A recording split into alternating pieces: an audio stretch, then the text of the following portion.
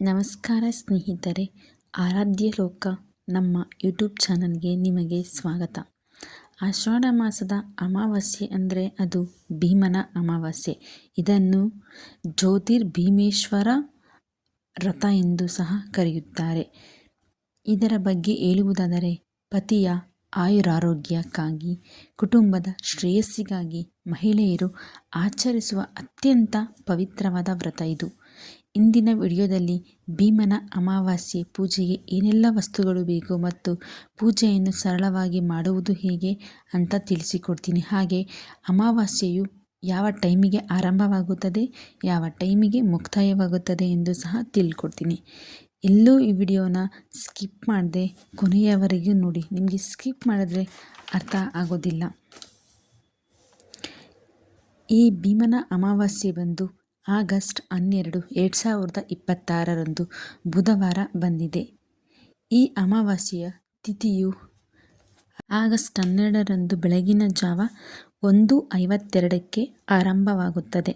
ಅದೇ ದಿನ ರಾತ್ರಿ 11:06 ಮುಕ್ತಾಯವಾಗುತ್ತದೆ. ಬನ್ನಿ, ಈ ಜ್ಯೋತಿರ್ಭೀಮೇಶ್ವರ ವ್ರತ ಹಾಗೂ ಭೀಮನ ಅಮಾವಾಸ್ಯೆಯ ಪೂಜೆಗಳನ್ನು ತಿಳಿಯೋಣ. ಹಾಗೂ ಯಾವ ವಸ್ತುಗಳು ಬೇಕೆಂದು ಈಗ ತಿಳಿಸಿಕೊಡ್ತೀನಿ. ಬನ್ನಿ, ಮೊದಲಿಗೆ ಮಣ್ಣಿನಿಂದ ಮಾಡಿದ 2 ದೀಪಗಳು. ಅವುಗಳು ಶಿವ ಮತ್ತು ಪಾರ್ವತಿಯ ಸ್ವರೂಪವೆಂದು ನಾವು ತಿಳಿಯೋಣ. ಈ ಮಣ್ಣಿನ ದೀಪಗಳನ್ನು ನಾವು ರೆಡಿ ಮಾಡ್ಕೋಬೇಕಾಗತ್ತೆ. ಇದರ ಜೊತೆ ನಂತರ ಅರಿಶಿನ, ಕುಂಕುಮ, ಅಕ್ಷತೆ ಮತ್ತು ಹೂವುಗಳು, ಇವುಗಳನ್ನು ನಾವು ರೆಡಿ ಮಾಡ್ಕೋಬೇಕಾಗತ್ತೆ. ನಂತರ 9 ಗಂಟಿನ ಪವಿತ್ರ ದಾರ ಅಂದರೆ ಗೌರಿ ದಾರ ಅಂದರೆ ಕಂಕಣ ಅಂತಲೂ ಕರೀತಾರೆ. ಅಂದರೆ ಈ ದಾರ ನಿಮಗೆ ಸಿಕ್ಕಿಲ್ಲ ಅಂದರೆ ವೈಟ್ ದಾರ ತೊಗೊಳ್ತೀರಲ್ಲ, ನೂಲು ದಾರ, ಅದನ್ನೇ 9 ಎಳೆಯನ್ನಾಗಿ ಮಾಡಿ ಅದನ್ನು ಅರಿಶಿನ ಹಚ್ಬಿಟ್ಟು ರೆಡಿ ಮಾಡ್ಕೊಳ್ಳಿ. ಅದಕ್ಕೆ ಒಂದು ಹೂವನ್ನು ಕಟ್ಬಿಟ್ಟು ರೆಡಿ ಮಾಡ್ಕೋಬೇಕಾಗತ್ತೆ. ನಂತರ ನೈವೇದ್ಯಕ್ಕಾಗಿ ಬಾಳೆಹಣ್ಣು ಮತ್ತು ತೆಂಗಿನಕಾಯಿಯನ್ನು ಮತ್ತು ವಿಳೆದೆಲೆ, ಅಡಿಕೆ ಸ್ನೇಹಿತರೆ, ಇಷ್ಟು ಬೇಕಾಗತ್ತೆ. ನಂತರ ಇದು ತುಂಬ ಒಳ್ಳೆಯದು. ಇದನ್ನು ಮಾಡಿದ್ರೆ ವಿಶೇಷ ನೈವೇದ್ಯ ಅಂದರೆ 9 ಕರಿಕಡುಬು. ಅಂದರೆ ಏನಪ್ಪ ಅಂತ ಅಂದ್ಕೊಂಡ್ರೆ, ಮಾಮೂಲಿ ಕರ್ಜಿಕಾಯಿ ಅಂತೀವಲ್ಲ ಅದನ್ನೇ, ಅದರೊಳಗಡೆ 9 ಕಾಯಿನ್, ₹1 ಅಥವಾ ಯಾವುದಾದ್ರೂ ಆಗ್ಬೋದು, 9 ಕಾಯಿನ್ ಇಟ್ಬಿಟ್ಟು 9 ಮಾಡಬೇಕಾಗತ್ತೆ ಕರಿ ಕಡುಬು ಅಂತ. ಇದನ್ನು ಮಾಡಿಬಿಟ್ಟು ನಾವು ದೇವ್ರ ಮುಂದೆ ಇಟ್ಟು ಪೂಜೆ ಮಾಡಬೇಕಾಗತ್ತೆ. ಈಗ ಅಮಾವಾಸ್ಯೆ ದಿನ ಹೇಗೆ ಪೂಜೆ ಮಾಡೋದು ಅಂತ ತಿಳಿಸ್ಕೊಡ್ತೀನಿ. ಅಮಾವಾಸ್ಯೆ ದಿನ ಬೆಳಿಗ್ಗೆನೇ ಬೇಗ ಎದ್ದು ಸ್ನಾನ ಮಾಡಿ ಶುಭ್ರವಾದ ಬಟ್ಟೆ ಧರಿಸಿ ನಿಮ್ಮ ಮನೆಯ ಮುಂದೆ ಸುಂದರವಾಗಿ ರಂಗೋಲಿ ಹಾಕಿ, ನಂತರ ದೇವರ ಮನೆಯಲ್ಲಿ ಹೋಗಿ ನೀಟಾಗಿ ಮನೆಯೆಲ್ಲ ಸ್ವಚ್ಛ ಎಲ್ಲ ಮಾಡಿದ ನಂತರ ದೇವರ ಮನೆಗೆ ಹೋಗಿ ದೇವರಿಗೆಲ್ಲ ಅರಿಶಿನ, ಕುಂಕುಮ, ಹೂವು ಎಲ್ಲನೂ ಇಟ್ಟು ನೀಟಾಗಿ ಅಲಂಕಾರ ಮಾಡ್ಕೋಬೇಕಾಗತ್ತೆ. ನಂತರ ಒಂದು ಅಗಲವಾದ ತಟ್ಟೆಯಲ್ಲಿ ಅಕ್ಕಿ ಹಾಕಿ 2 ಮಣ್ಣಿನ ದೀಪಗಳನ್ನು ಆಗಲೇ ತೋರಿಸಿದ್ನಲ್ಲ, ಆ ರೀತಿ 2 ಮಣ್ಣಿನ ದೀಪ ಆಗ್ಬೋದು ಅಥವಾ ಹಿತ್ತಾಳೆ ದೀಪ ಯಾವುದಾದ್ರೂ ಆಗ್ಬೋದು. ತಟ್ಟೆಯಲ್ಲಿ ಆ ದೀಪಗಳನ್ನ ಇಟ್ಬಿಟ್ಟು ಅದರ ಮೇಲೆ ಹೂವು ಎಲ್ಲ ಇಟ್ಬಿಟ್ಟು ದೀಪಗಳಿಗೆ ಸುತ್ತು ಎಲ್ಲ ಅಲಂಕಾರ ಮಾಡ್ಕೊಳ್ಳಿ.